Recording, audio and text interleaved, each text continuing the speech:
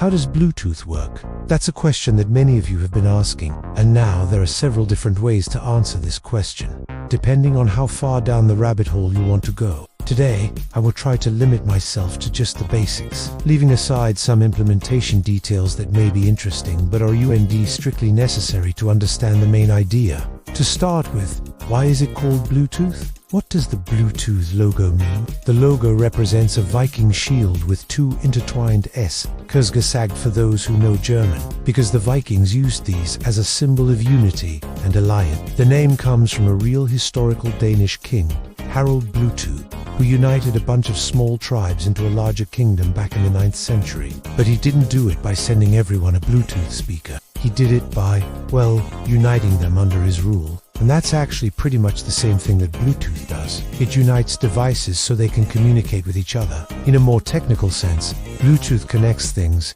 using a special type of radio wave called a carrier wave. This is very similar to Wi-Fi, which also uses radio waves, but Bluetooth uses a different range of frequencies, specifically between 2.4 and 2.485 GHz, which is in the industrial, scientific and medical band. This band isn't crowded, but it's not completely free either. For example, some countries reserve parts of it for satellite communication or radar, so Bluetooth devices sometimes need to tune their transmission to a slightly different frequency, depending on where in the world they are. These carrier waves are then modulated with information, meaning that the wave's amplitude or frequency is changed to represent something else, like a sound wave, an image or data. Bluetooth uses a method called frequency shift keying, which means that the information is encoded by shifting the frequency of the carrier wave. Specifically, Bluetooth uses a unique pattern of 16 different frequencies to encode data. This allows multiple devices to be active at the same time without interfering with each other, which is a major advantage of Bluetooth. That being said, there's no way to guarantee that a specific frequency won't be used by something else, whether it's a microwave oven or a nearby Wi-Fi access point. This is why Bluetooth devices sometimes need to change their frequencies,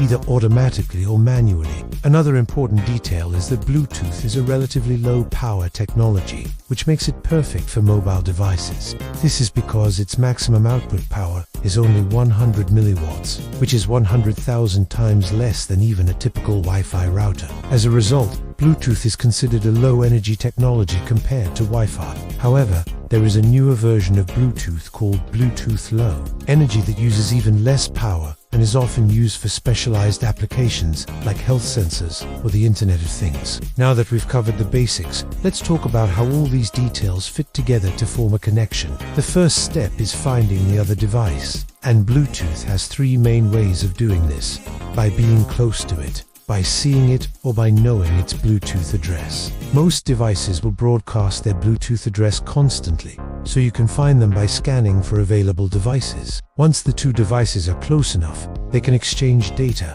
This requires a certain amount of negotiation to make sure both devices agree on a transmission speed and a method called acknowledgement, which basically means that the receiver lets the sender know that it has received the data correctly. Without this, the sender would have no way of knowing whether or not the message got through. If you're still confused about how this works, here's an analogy. Imagine that you and your friend want to talk to each other at a party. There are a lot of people there, so you need a way to find your friend. You could look for a distinctive feature like a red hat or a blue shirt. This is kind of like being close enough to the device to detect its Bluetooth signal.